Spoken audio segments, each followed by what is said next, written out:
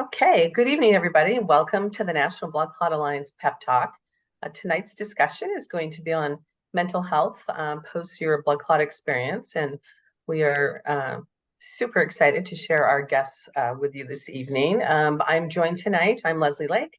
I'm joined tonight by our patient liaison, NBC board member and six-time blood clot survivor, I believe, Todd Robertson, who you can probably figure out who that is. We are also joined by Dr. Julie Partridge, who is the vice chair of the board of directors at the National Blood Clot Alliance, and she is also a saddle PE survivor. Julie, thank you for joining us. And our clinical guest this evening is Dr. Elliot DeSorbo, who is joining us from, I believe, Park City, Utah. So thank you, Dr. Elliot DeSorbo, for joining us. And just a little bit of background here. So Dr. DeSorbo received her PhD in clinical psychology from the George Washington University in 2006 and has served as a clinical psychologist since that time, first while active duty in the Air Force and now at St. Louis Behavioral Medicine Institute, where she is the director of their health psychology program. And an important note also is that Dr. Elliot DeSorbo is also a PE survivor. So I think this gives her a very unique seat from which to speak with all of us this evening. So with that, we're going to have an interactive conversation this evening. And I want to thank everyone again for joining. Remind everyone that we are not here to give any type of medical advice, whether that be physical or psychological, but really to learn from experts in the field who have experienced their own blood clotting events. So with that, I'm going to turn it over to Dr. Elliot DeSorbo. Well, thanks for having me. I'm so glad to be here. I do not enjoy PEs, and I'm so happy to meet you all. I hate that we're all in the same club, but I'm very happy to have the opportunity to talk about mental health because, man, it's tough when you deal with an acute medical illness such as a clot. So let's talk about some disclosures and limitations. Disclosures, I don't have any. I need to legally say that though, so I got nothing at all. What I do want to do though is share what Leslie said again, or rather footstomp what Leslie said.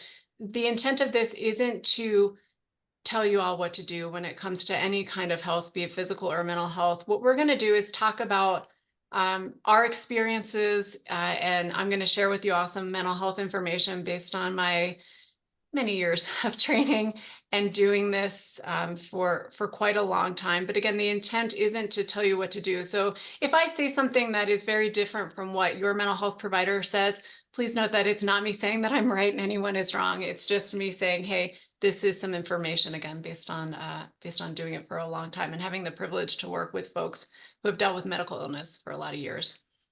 And then the last thing is I have dogs and they will probably bark at some point. So apologies if that happens. Let's start with a discussion, guys. First question, who is impacted by a clot? What do you guys think?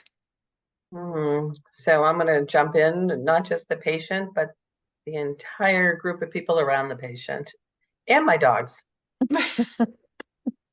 Yeah, absolutely. And the family is definitely impacted, and it leaves them with a lot of questions because it's hard for the patient to express what they're feeling, why they're feeling it, their fears, because they look okay and they're not okay. And so the family member connection, when they can understand what they're actually going through, it makes it a lot easier for the patient. So the family is definitely impacted.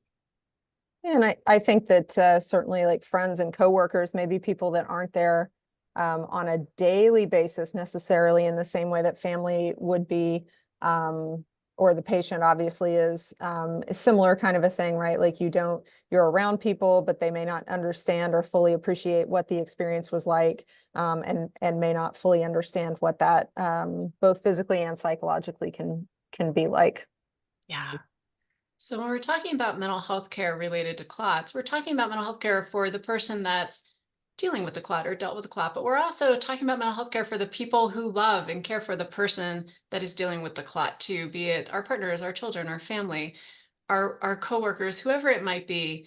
Sometimes when we learn of someone else getting sick, it could rip off a Band-Aid that we might have had dealing with something for ourselves or for another loved one. So again, not just talking about the person who's experienced the clot, but other people too. Second question, what emotions do we think might come up for the person dealing with the clot or for those people around them that we just talked about? Oh So, goodness. I think it's there's so many emotions. I'm not even sure Mhm. where to begin. And I will tell you that I went from being terrified to, as things progress, introducing more and more emotions that I didn't even know existed. So I ran the gamut from, afraid to confused to angry down the road, just to name a few. yeah, Yeah, go ahead, Julie. sorry, Todd. Yeah, I think, as Leslie said, like I had a really wide range of emotions. Fear was probably the most pronounced at the beginning. But I also feel like there was, because of my treatment being fairly acute and I had to have catheter directed thrombolysis. So I was laying in the cath lab sort of, they didn't sedate me for any of it. So I was awake for that whole process. And then I was awake for the 12 hours that I was laying there overnight in the hospital room. And I remember at about 3 o'clock in the morning, sort of really coming to terms with what was happening. And then that opened up like a whole new type of fear that I was experiencing, or just realizing like my life was changing, like had changed and was going to continue to change. And so that was almost a different kind of fear or anxiety that opened up for me at that point. Mm.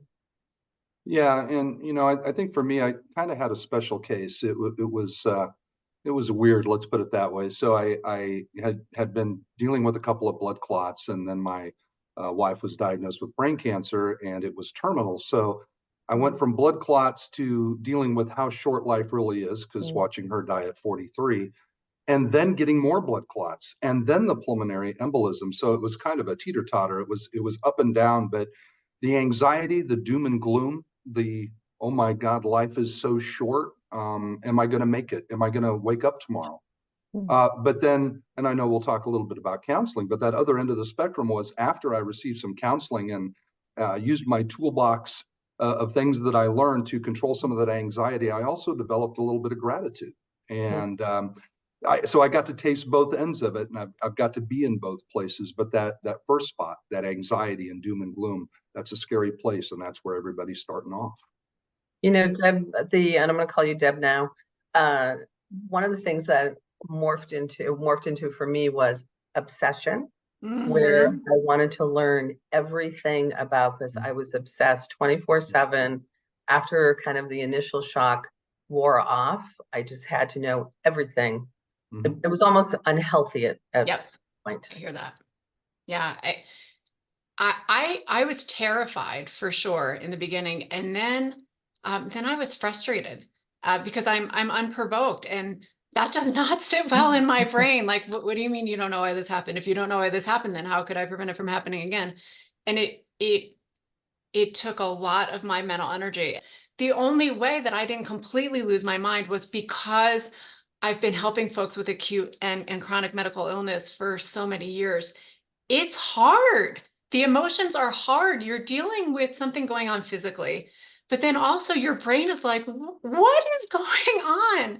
So all of this stuff makes for even, I think, a more difficult experience. Again, you've got the body stuff, but if your brain is like mine, it was just yapping and causing more distress than my body could ever do to me. So again, I'm so glad that we're talking about this stuff, because I And think there's a lot the to talk patients about. aren't getting that information a lot of the times right up front. They're left to like Leslie had, she was learning and studying and learning all this stuff on her own. Yeah. When we lack that information up front, then our minds really start to wander, and we Yeah. can go down a wormhole really fast. Mhm. And I was just like Deb, and I'm unprovoked also, which I think Julie, you might be as well. But I really struggled with that because I'm very much of a 1 + 1 = 2 kind of gal. And if you mix these two colors, you get X. And I was like, what do you mean you can't give me an answer? And Right. so that really compounded my level of anxiety because I was convinced I was going to have another one and it was going to kill me. And I can't even imagine what that must be like of not knowing, to have it be unprovoked, because we pretty much knew right away that I had factor V Leiden, was homozygous. So I knew I was aggressive. I knew why my mom died. I knew why she had that pulmonary embolism. So I was able to kind of channel the energy in different directions, but that must have been really hard. And I know it's hard for the unprovoked patients because they have no clue what's going on. Well, I'm gonna just say here, my doctor, I am factor V, I'm heterozygous, but my hematologist has not been comfortable really calling it provoked or unprovoked, only because some of the other factors that I had that were potentially increasing my chances, I had had for decades and I hadn't clotted before. So even that, yeah, like, well, I do at least know that I have factor V, but at the same time, you know, my hematologist was like, we'll probably never know why you clotted when you did. And I think that's, I'll just say this one last thing. I think that's another thing, is like the initial anxiety or fear that I had was like, am I going to make it through the night here? You know, like, is this, they're telling me that they know it's going to work and all of those things, but am I actually going to survive the night in the hospital? And then everything after that becomes, you know, like, then there are so many other parts to it, right? Like, am I experiencing this symptom because I'm now on a blood thinner or an anticoagulant, and I don't know if that's just a side effect of that? Is it me recovering? Is it because I'm just anxious? Is it, you know, like, there were all of these other things that then that just start to add in to each other, that become very, very anxiety provoking for sure. Oh, great. So what I'm hearing is there's 4 of us here and we all experienced a whole lot of emotions and a whole lot of distress. So for anyone that's listening who's thinking, gosh, I should just be able to get over this really quickly, if you can, like, rock on. But I think the normal experience, the typical experience, is to have a whole lot of stuff come up when you've dealt this particular hand. So let's talk a little. And Deb, that's normal, right? To experience. Oh my gosh. I don't know.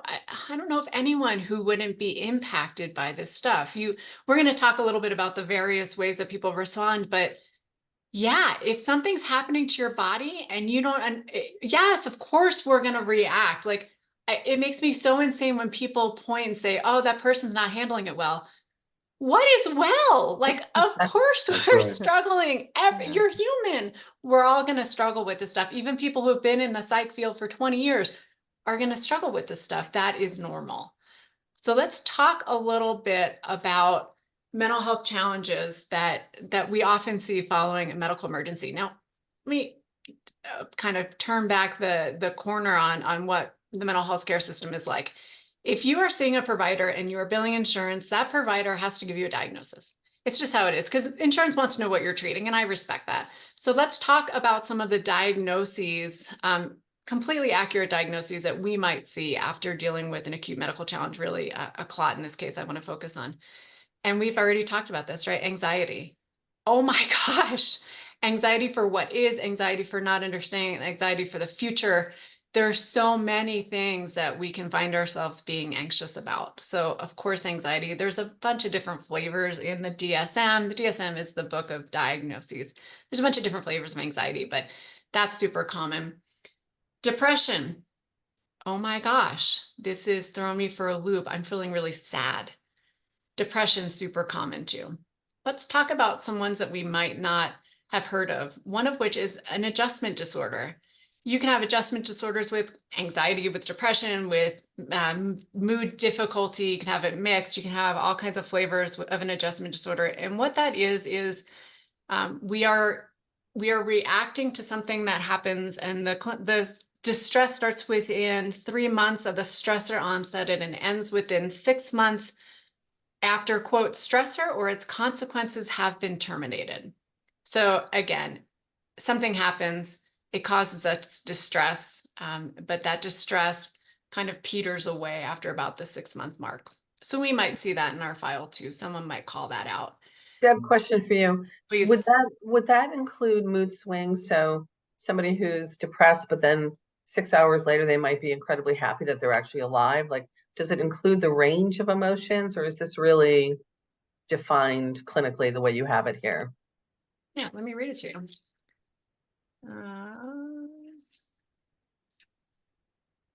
'Cause I, To one, answer your never had question, anybody give me actual definitions of what things meant. yeah, I think that's a really good question. And I don't know why I'm not finding it. Hang on. Oh, that's because I was literally on the page already. All right, adjustment disorder, friends. The development of emotional or behavioral symptoms in response to an identifiable stressor, a clot, occurring within 3 months of onset of stressor. And then a phrase that is all over this book, clinically significant distress. It's one thing to be like, oh yeah, this kind of bothers me. It's another thing for it to be like, oh my gosh, this thing is super bothering me. So there's criteria for that. With the mood part, there's an option that has both emotional symptoms, depression, anxiety, and disturbance of conduct. One with mixed anxiety and depressed mood. So, and there's one that's unspecified. So again, what we're looking at is something has happened and we are reacting in a way that is causing us distress, causing us challenges in our world. So this isn't, again, this is kind of bugging me. This is, oh crap, this is a thing that's really, really messing with my world. So one of the areas that we could experience this is marked distress that's out of proportion to the severity or intensity of the stressor, blah, blah, blah, or significant impairment, social, emotional, social, occupational, or other important areas of functioning. So for any diagnosis, it's got to be something that's really messing with us. It doesn't mean that we can't function. That's the thing. Look, there's a lot of people who deal with a lot of mental health diagnoses, a lot of mental health problems, and we function just fine. Like, that doesn't mean that. It just means that this is a thing that is causing me a great deal of distress. And so we'll talk about therapy in a little bit and how maybe we might want to engage in that. Post-traumatic stress disorder, PTS as I call it, because the D makes me crazy. Why? Because of course we're experiencing distress after something acute like this. So I call it PTS. PTS happens when we have exposure to actual or threatened death, serious injuries, or sexual violence. We can either experience it, witness it, or hear about it happening to a close family member or close friend, or experience repeated or extreme exposure to horrible details of the event. So first responders can have PTS. Okay. PTS, treatable. Not pleasant to deal with, but treatable. PTS, in order to meet criteria for PTS, there's a lot of different categories of symptoms, which I'm not going to get into because I don't want to bore you to tears. But again, it's a treatable thing. We have exposure to something serious and we react to it. Of course we react to it. Again, like, of course we do. I've worked with military folks for years and years. I was, as Leslie pointed out, honored to wear a uniform. Of course, people react to these very, very horrible things, to include, by the way, almost dying from a clot. Of course we do. So PTS really treatable. There's another, I don't want to say version of this. There's another diagnosis that I don't think anyone ever talks about, which is acute stress disorder. What is that? Good question. Super similar to PTS, except that symptoms begin immediately after the trauma, clot, for example, but persist at least 3 days and up to a month. So something happens, we're experiencing all these symptoms. We may well meet criteria for acute stress disorder. PTS kicks in after a month. So a little bit of a difference. But again, both highly treatable. We know how to treat trauma in the mental health community. There's a couple of different ways to do it, which I kind of love because not every way is going to fit everybody, but we're really good at treating trauma. So if you are struggling with PTS and you think, oh my gosh, I'm just never going to feel better, I don't agree. Please don't stay there. There's a lot of help out there for trauma. Again, we're pretty good at this stuff. Any questions about PTS or acute stress disorder? No, but thank you for teaching us about acute stress disorder. I had never heard of this until I met you. Yeah. So this is a real thing, and thing. appreciate the education. It's My so pleasure. important for the patients to understand that it's okay that they're feeling like that too, especially in the beginning. Cut Yes. yourself some slack. You're going to Yep. feel this, and it's good to process those feelings and let Yes. yourself feel that. And that help that comes later, whether it's therapy or whatever. I think if they just give it some time, and that's why you've got a little bit of time gap in here, 3 months, 6 months. You got to give it some time. Yeah. Yeah, something massive just happened to you. Of course, you're going to react. That's right. That's right. Yeah, don't And- bust your chops. Deb, I know you have your time frame with this, but I think also for patients, and I mean, you experience this, you may be diagnosed with PTS and you're dealing with it and you're improving, and then something happens that re-triggers. Yep. Which I'm 5 years out and I get the occasional re-trigger. And Me too. while it may not last as long as it did before, it's definitely, the healing process is not linear, it's cyclical, and I experience triggers probably like everybody else. Great point. Yeah, it's not. Anniversaries can be really triggering. When something happens, as I shared earlier, to someone we care about, that can be really triggering. And we Yeah. become hypersensitive to everything that we feel. I mean, a couple of days ago, my calf started hurting, but I'm at the point now to where, well, I'm not going to worry about a DVT because I knew it was something else. But in the beginning, you feel those pains and it's like you instantly go to blood clot. Sure. And so you're just reliving the nightmare all over again with that anticipation. And it can really wreck you. I think, yeah, that's a great point. I feel like it's a representation of the phrase, when you have a hammer, when all you have is a hammer, everything looks like a nail. Because Yeah. I noticed that since my clot, if I hear about somebody having an incident and it's not specified what that person's health incident was, my first thought is always blood clot now. Right. Oh, yeah. I just assume, Right. kind of Me think, too. oh, it was probably a clot. When you see it in the news, somebody just died. It's like, oh, Yes, it's like, oh, yeah. that's probably what Yeah. it was. And the fact that has not necessarily gone away for me. I don't necessarily attach, I would say, the same, I don't have the same pit in my stomach when I hear about something necessarily in the same way that I did in the immediate aftermath, but it's still there. Like, that's my first thought, is that it's a clot. And it's like, well, no, probably not actually, but it's because that was my experience. I see it through that lens now. Right. And that's still there.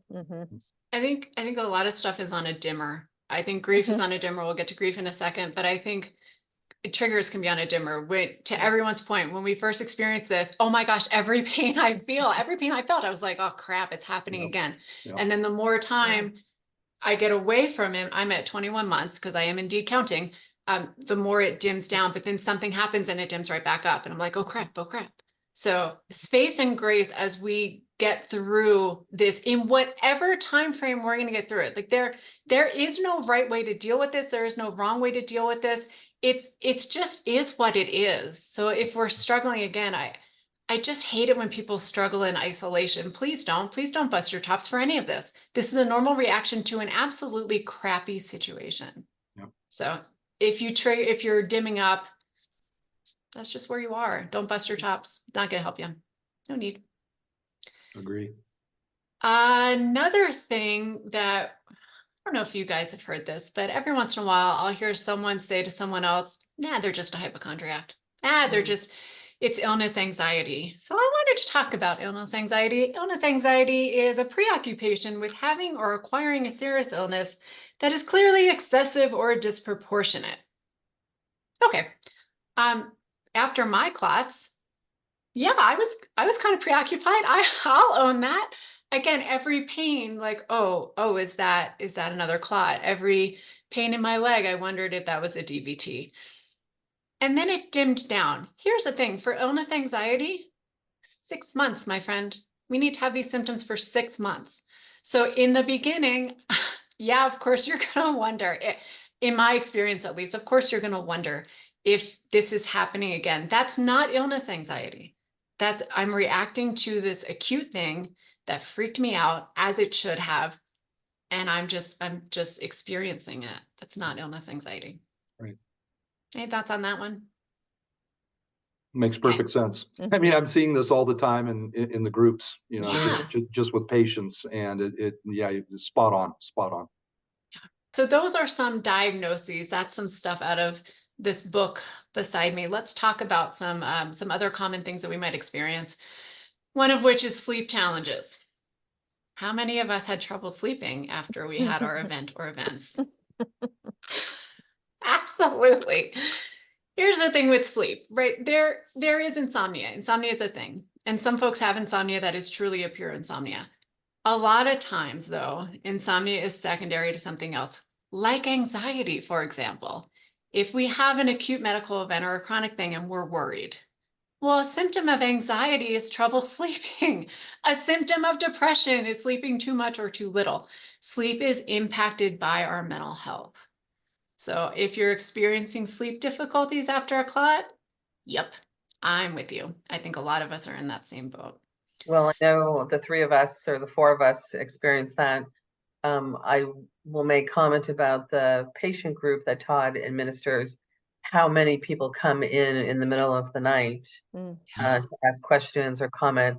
And I was one of those people because I couldn't sleep. And that's where I went. And I'm thankful for the opportunity to be with, other patients who are also up in the middle of the night to discuss these issues with me. So, we see it across the board from so many people. Yeah, that's a great point, that one of the most active times for the group is after midnight. Yeah. And now we know why. Yeah. And that's when people need to be heard, and that's when they need to share their feelings. And the last thing we want them to do is lay there by themselves, Right. and let their mind wander and then be, just depressed all night. Yeah. It's a horrible way to, it's just a horrible thing to have to go through. And unless you've been through it, it's hard to explain that to people. Yeah, absolutely. Well said.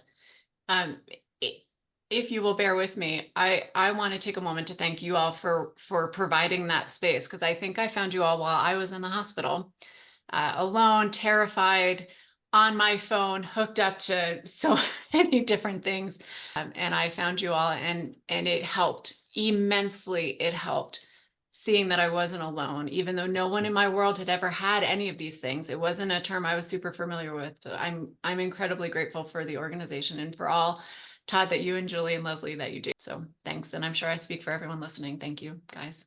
We were right there with you. So That's right. that's why we use the phrase, we know the patient, because we are the patient. Right. The Yeah. club that no one wants to be a part of. Mm-hmm. All right, let's talk about grief.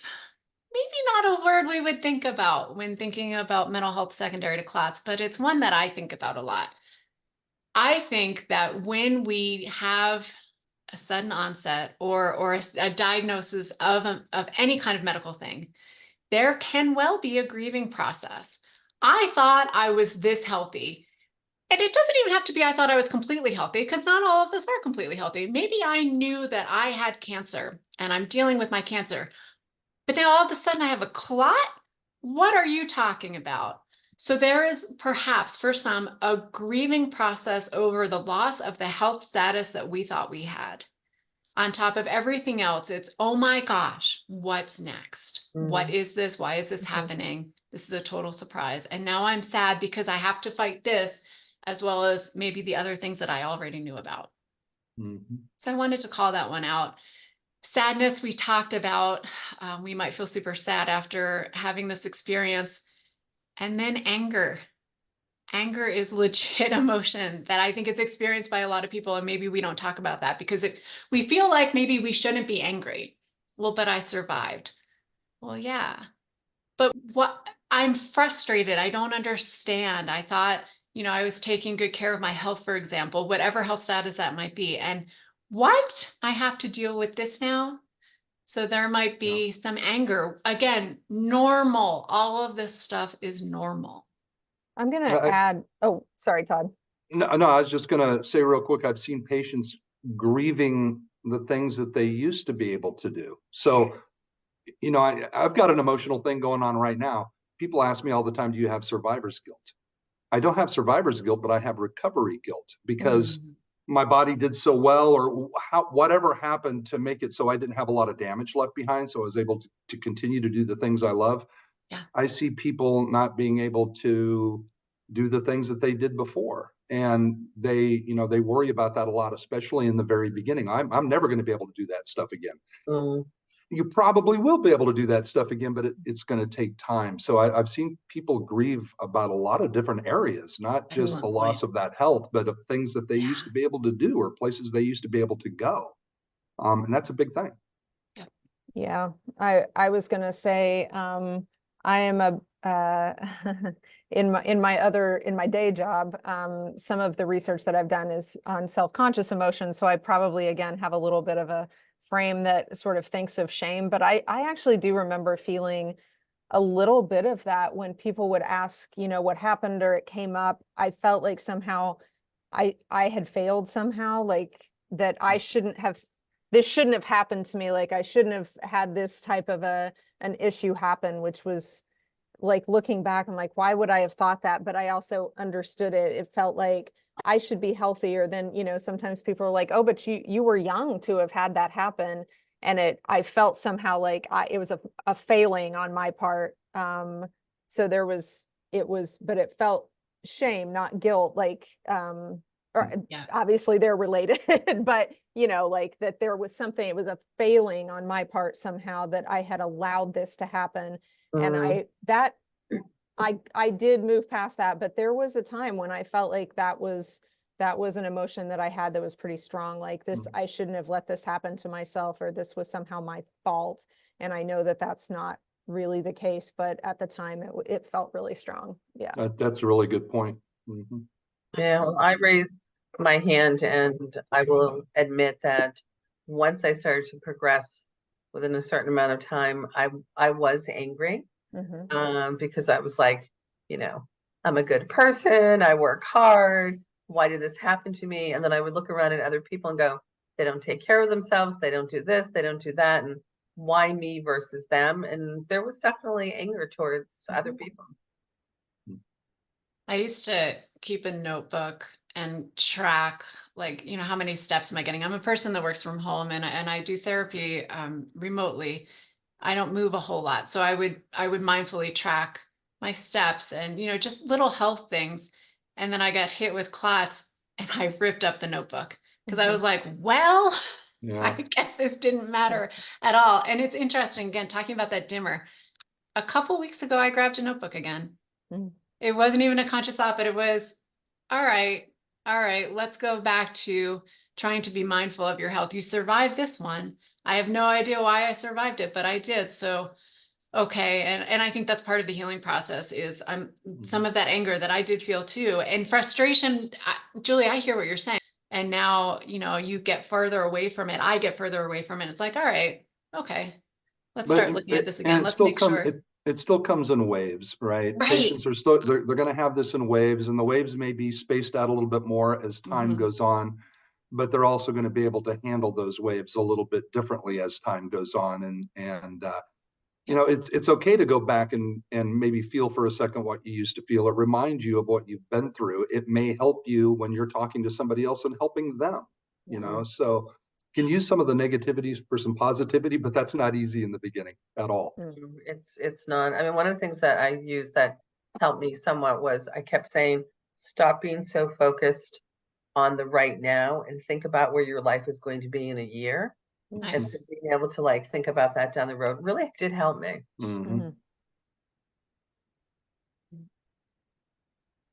So, should I engage in therapy? So we've just had a clot, or something, or someone we loved has had a clot. Should I engage in therapy? Maybe, sure. Therapy, look, I'm a fan, right? I clearly am biased.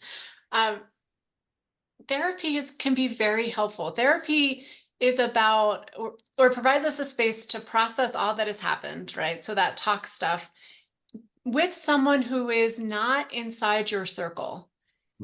For example, someone who's experienced a clot might be really, really scared that they're not going to live. Their people in their life may also be really, really scared that they're not going to live. So it might be hard to have those conversations with people we know love us. Right. It's different in therapy. It's an external person. We might feel more comfortable sharing some of these thoughts and feelings that we're dealing with. Therapy can also give us skills. And again, that's what saved my bacon. We'll talk about skills here in a little bit, but there's some techniques and some ways of checking in on our thinking that, in my experience, both now personally and professionally, can be really helpful. So yeah, should I engage in therapy? Yeah, if you feel like it could help to talk to someone again outside of your group, sure. You know, there's that stigma attached to therapy, and I wish it would just go away. And one of my big things is I love talking to all the patients, of course, but trying to get men to open up and tell them, look, I had no problem going to therapy. I was already in therapy. Okay, so there, I kind of had it easy. We just kind of shifted gears. But even today, if I had a problem and being without any family and I really wanted someone to talk to, I wouldn't hesitate for a second because I've seen what therapy can actually do. And you do have to put some work into it, right? You just Yep. can't sit there and listen. You've got to come up with some exercises and breaking out that toolbox, as I used to say, and really focus on it. But therapy is something that I think is very beneficial. After we've gone through those early feelings that we're processing, if we need help, I think people should jump into therapy and give it a shot because it gives you a really good opportunity to understand things better and maybe come up with some of those tools to help.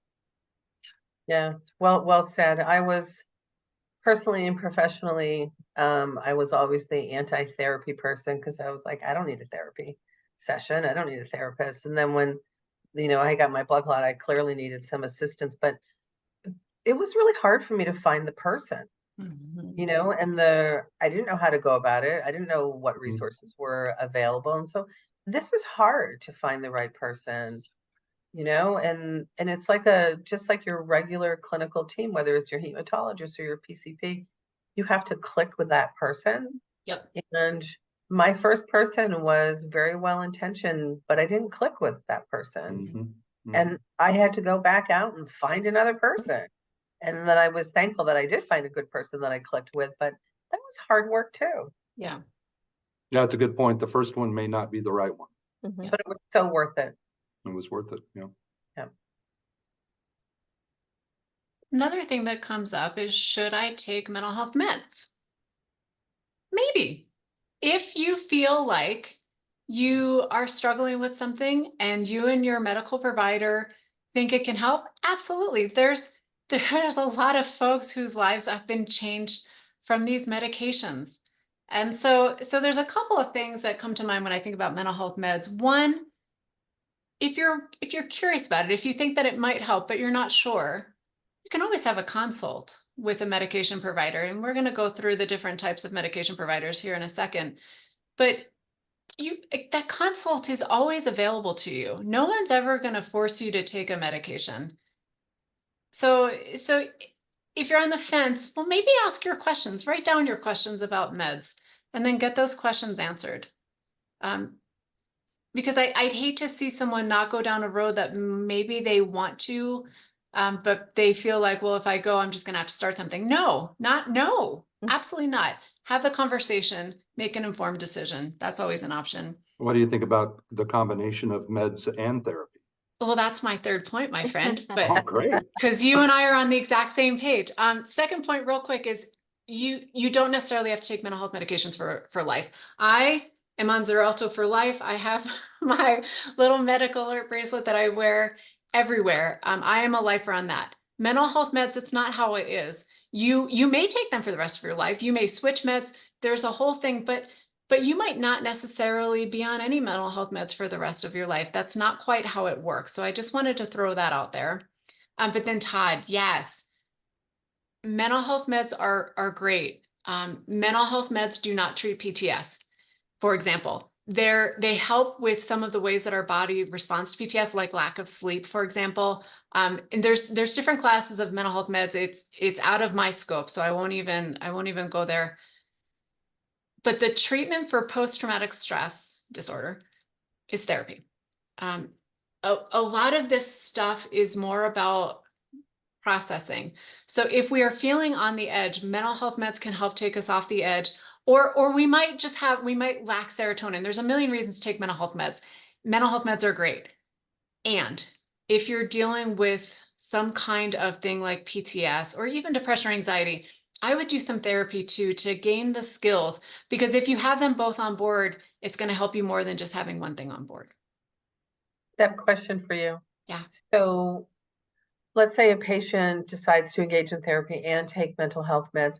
Who makes the determination to come off of those meds? Is it the patient? Is it the clinician? Is it a combination of the two? And then I think there's I think sometimes people think if they do take mental health meds, as soon as they start taking it, you're going to feel better. But that's not necessarily the I case, wish. right? Oh, I wish that were true. I want the magic wand so badly. Yeah, second question first. Yes, mental health meds often take a while. There's different classes of meds, again, out of the scope. I'm not trying to pretend that I'm an MD. I'm not. Some meds work quickly, some meds don't. Meds for depression, for example, take a while to start being effective. And again, that's where therapy is a good thing too, because you want to learn skills and you want to be able to process what's going on while your body is adjusting to these meds. That will help at some point. First question, who decides? It's a great question. Find a medical provider that you're comfortable with, and then have that should be a conversation, in my opinion. So I've seen it go both ways. I work with a lot of patients who are seeing my colleagues who are psychiatrists, and they'll be like, hey, Deb, I think I'm ready to taper off some of my depression med, and we'll have a conversation about that. Okay, well, talk to Dr. blah, blah, blah, but let's talk about reviewing the strategies that are helping with your depression if you decide to taper off. Let's talk about that, because I want to make sure that you're good to go. And if you're not, you have to call me. But it's usually a conversation. What I cannot say this strongly enough. Don't ever get off your mental health meds without consulting your provider, because your bodies can freak out, and that's not fair. I don't ever want that for anyone. If you want to get off your meds, at the end of the day, that's your call. You're a fully functioning human. If you're over 18, I should mention that. I'm not quite sure how it would work if you're a kiddo. But have a conversation with your provider about how to do it, because you don't want your distress to kick up secondary to popping off your meds, when maybe you could have done it in a way that wouldn't have had such a strong impact. Good point. Good point. Yeah. Yeah. So I'm a fan of conversation. I'm always a fan of conversation. I think that if you have a team that you trust, that's what they're there for, right? We want to consult with all of our team members, the people that prescribe our meds for clots, all of our people. We want to feel comfortable enough we can say, hey, so I had this idea. What do you think? And then back and forth too. Sometimes maybe a provider would say, hey, I think you're doing really good. Do you want to think about maybe tapering off? Discussion. Yep. Anything else about therapy or medication? No, I think this is a great conversation. Are you going to, and I don't want to jump ahead. No, jump. The in-person therapy is great. Yeah. What about the folks that can't get to see an in-person one? Do we have so many more options. therapy? Yeah. Yes. Wait, is this the next slide? Are you psychic? No, you're not. Give me 2 more slides, my friend, and we're going to get there, because that's such a great point. The landscape has changed for the better. So yeah, we're going to dig into that. All right. I mentioned earlier, we're going to talk about the types of professionals. Let's do that. When we think about therapy, there's lots of people we can go to. There's psychologists. Those are folks with a PhD or a PsyD. PhD is a doctorate in philosophy with specialty in psychology. PsyD is a doctor of psychology, both doctoral level people. Then we have master's level folks. We have our clinical social workers, and we have our counselors. So we're talking about LPCs, which is licensed professional counselor, and LMFTs, licensed marital and family therapists. All of us do evaluation. So that's what we talked about earlier. I'm coming in for sleep trouble, and you want someone who's going to ask you 100 million questions, and then may realize, actually, you know what? I think your sleep difficulty is secondary to anxiety or depression. So that's the evaluation piece. You want someone who has game in mental health to be able to figure out maybe why some things are happening, because once we know, then we can treat it. So all of us do that. All of us do therapy, right? Stuff we've been talking about. A difference is that psychologists do testing. So if you have to do psych testing, personality testing, neuropsych testing, that's going to be a psychologist. On this slide, I put licenses.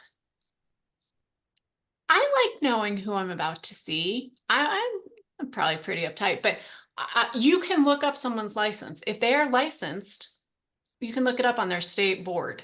So any professional, again, who is licensed, there's a lot of people out there. There's health coaches. There's all kinds of other people that they're not licensed. They don't go through boards. So I don't know if you could look those up. But for folks who are, licensed psychologists or licensed clinical social work, licensed professional counselor, LMFT, you can look all those folks up because they have licenses, which means that the board in that state has looked at their training, and there's tests that we have to pass that make us rip out all of our hair.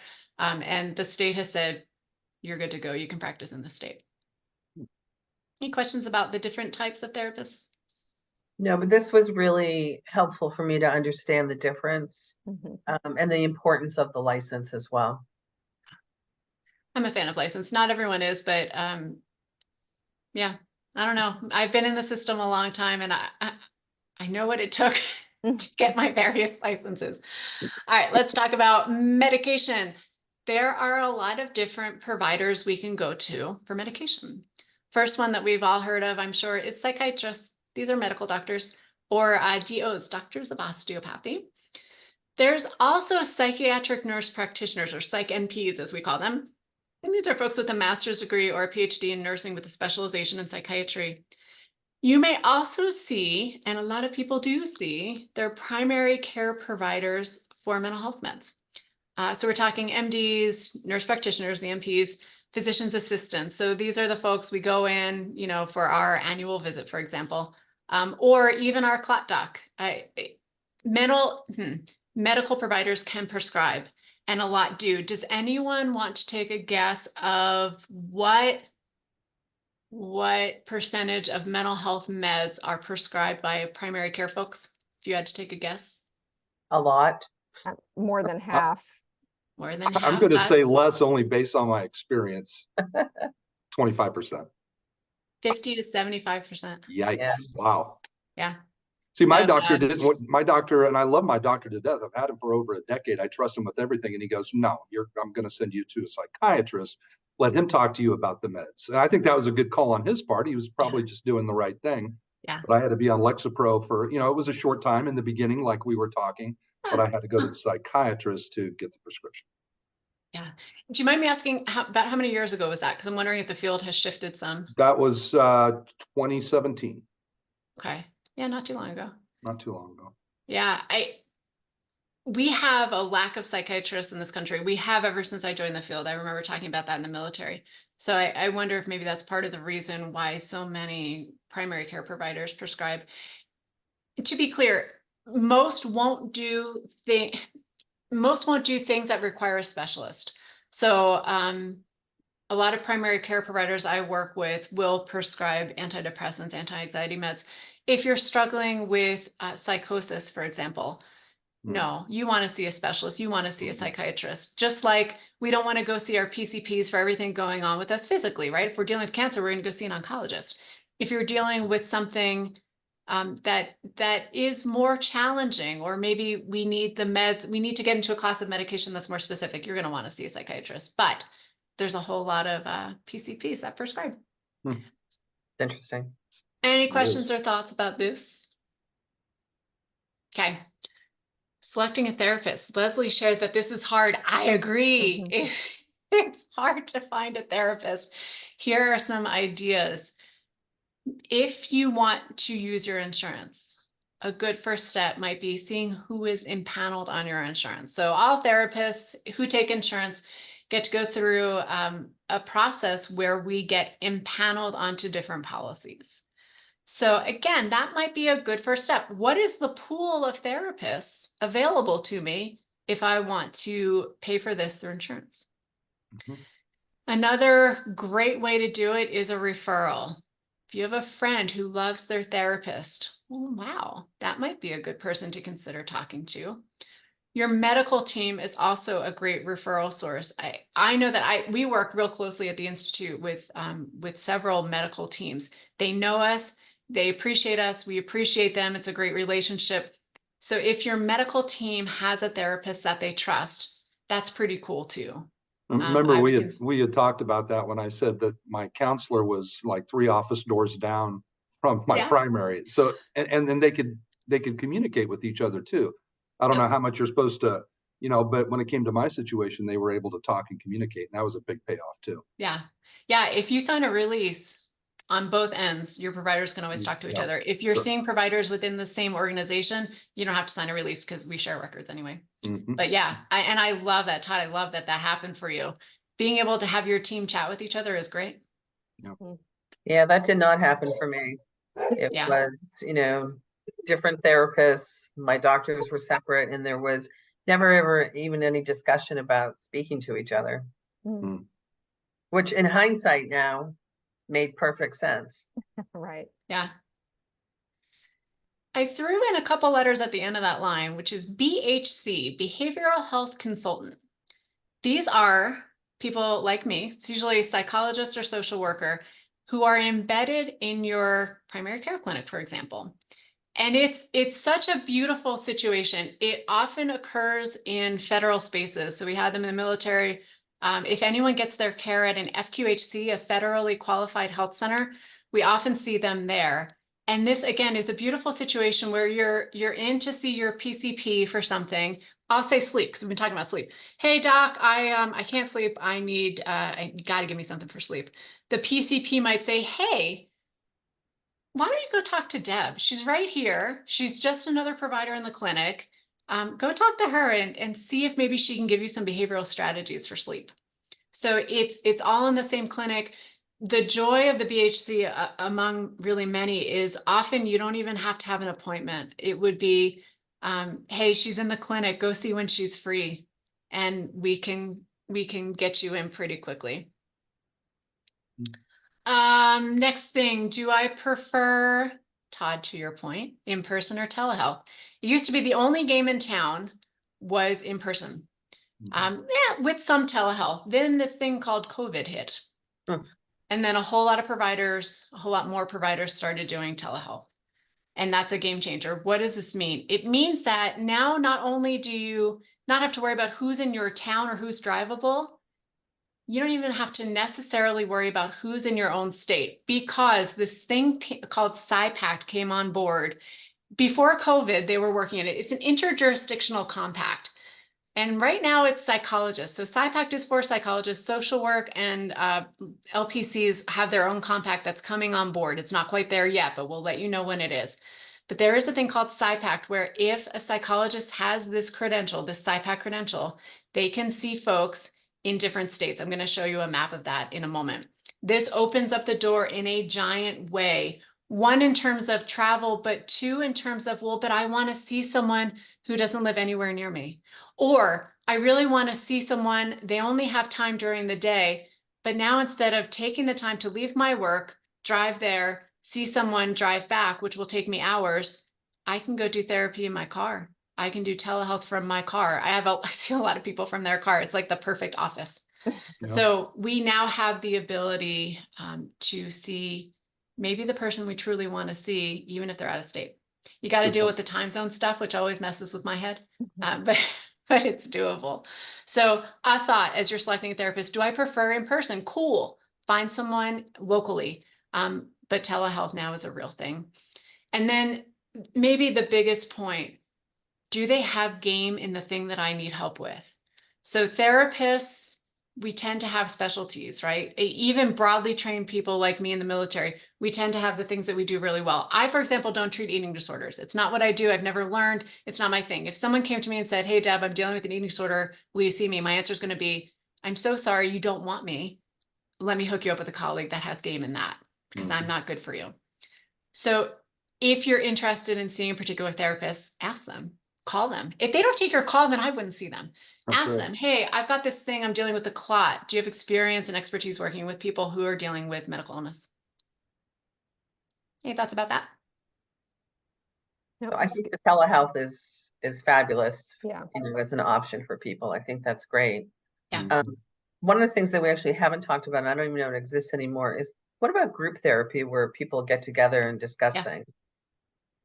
It absolutely exists. Sometimes it's support groups, which are maybe not professionally led. I see a lot of them. I love support groups. But yeah, a lot of people still do groups. So, and people are doing that on telehealth too. Oh, okay. Yeah. So you can do that long distance as well. Yes. And then after we start therapy, we were talking about this earlier, right? Well, I might not feel super comfortable with this person. Maybe I feel like they're talking about themselves all the time. No go. Maybe I just don't feel like I have a connection, Leslie, to your point with this person. That's okay. You don't have to keep seeing someone if you feel like it's not going well. I will say this, though, if if you feel like someone isn't helping, or if you feel like, gosh, I really wish they would give me homework to do, because Todd, you mentioned this, therapy doesn't just happen in that 45 minutes. Therapy, the process happens outside. So if you're thinking, gosh, I just really wish I had more things to do when I'm not with this person, bring that up. A therapist wants to hear that. We want to hear where things are working, where things aren't working, because we care. We're all kind of smushy people. We want to be of help. So if something can be tweaked, bring it up. But if it's not a good fit, it's not a good fit. That doesn't mean that you have failed therapy. It just means that it's just not a good fit. Yep. Any questions or thoughts about this? Okay, let's talk about SIPACT. Here's a map, my friends. Blue are states that are already part of SIPACT. Pretty map. I don't know about you guys, but I prefer a list. So here's the map, but in list form. So you can look to see if your state is part of it.